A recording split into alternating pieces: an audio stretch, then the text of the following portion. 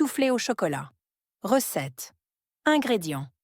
100 g de chocolat noir, 70% de cacao, 3 gros œufs, séparés en jaune et blanc, 50 g, un quart de tasse de sucre en poudre, une cuillère à soupe de beurre non salé, pour graisser, une cuillère à soupe de cacao en poudre ou de farine, pour saupoudrer. Instructions. 1. Préchauffez le four. Préchauffez votre four à 180 degrés Celsius. Placez une plaque de cuisson à l'intérieur pour qu'elle chauffe. 2. Préparez les ramequins. Beurrez 4 ramequins avec le beurre et saupoudrez l'intérieur de cacao en poudre ou de farine. Cela aidera les soufflés à monter uniformément. 3. Faites fondre le chocolat.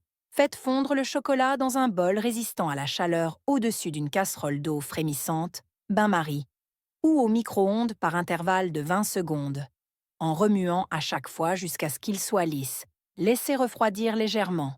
4. Incorporez les jaunes d'œufs. Ajoutez les jaunes d'œufs au chocolat fondu et mélangez jusqu'à ce qu'ils soient bien incorporés. 5. Montez les blancs d'œufs en neige. Dans un bol propre et sec, fouettez les blancs d'œufs jusqu'à ce qu'ils forment des pics mous. Ajoutez progressivement le sucre tout en fouettant et continuez jusqu'à obtenir des pics fermes. 6. Mélangez les deux préparations. Incorporez délicatement un tiers des blancs d'œufs montés dans le mélange au chocolat pour l'alléger. Puis, incorporez doucement le reste des blancs, en veillant à ne pas les faire retomber. 7. Remplissez les ramequins. Répartissez la préparation dans les ramequins préparés. Nivelez le dessus avec une spatule. 8. Cuisez les soufflés. Placez les ramequins sur la plaque de cuisson préchauffée et faites cuire pendant 12 à 15 minutes jusqu'à ce que les soufflés soient bien levés et aient un léger tremblement au centre. 9. Servez immédiatement. Saupoudrez de sucre glace si désiré et servez aussitôt pour une texture et une saveur optimales. Quel pourcentage de cacao doit contenir le chocolat utilisé dans la recette?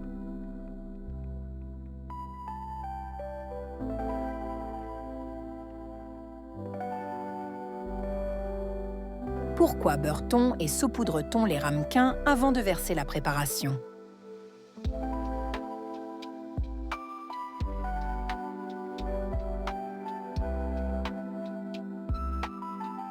À quelle température doit-on préchauffer le four pour cette recette?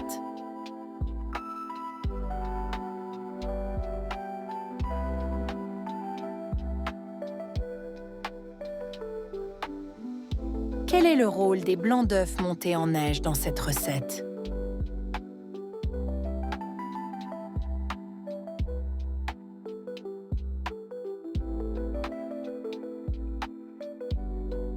Combien de temps faut-il cuire les soufflés?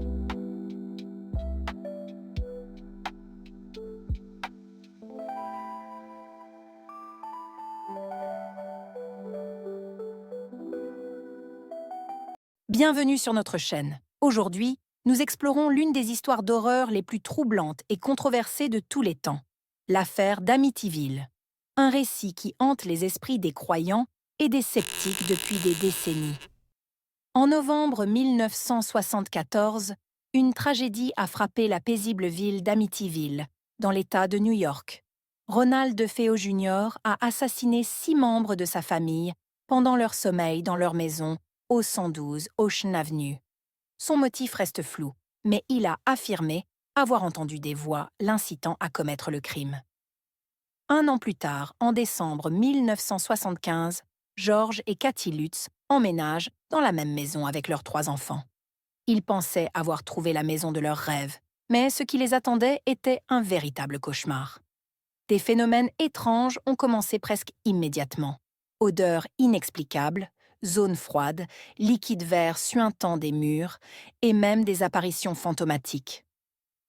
George prétendait se réveiller chaque nuit à 3h15, l'heure exacte des meurtres. Après seulement 28 jours, la famille Lutz a fui la maison, abandonnant toutes leurs affaires. Leurs expériences ont inspiré des livres, des films et de nombreux débats sur le paranormal. Alors, s'agissait-il d'une véritable hantise ou d'une vaste supercherie? La vérité sur l'affaire d'Amityville reste enveloppée de mystère. Et vous, qu'en pensez-vous? N'oubliez pas de liker et de vous abonner pour d'autres récits terrifiants. En quelle année Ronald DeFeo Jr. a-t-il commis les meurtres à Amityville?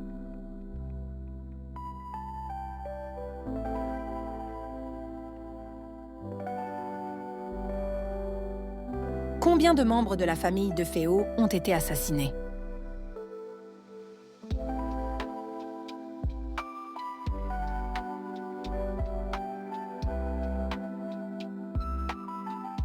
Quel phénomène étrange George Lutz a-t-il affirmé se produire chaque nuit?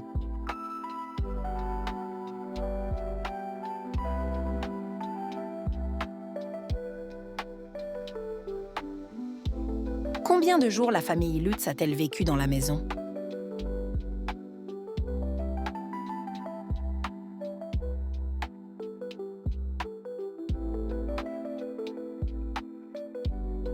Qu'est-ce qui a inspiré des livres et des films d'horreur sur l'affaire d'Amityville?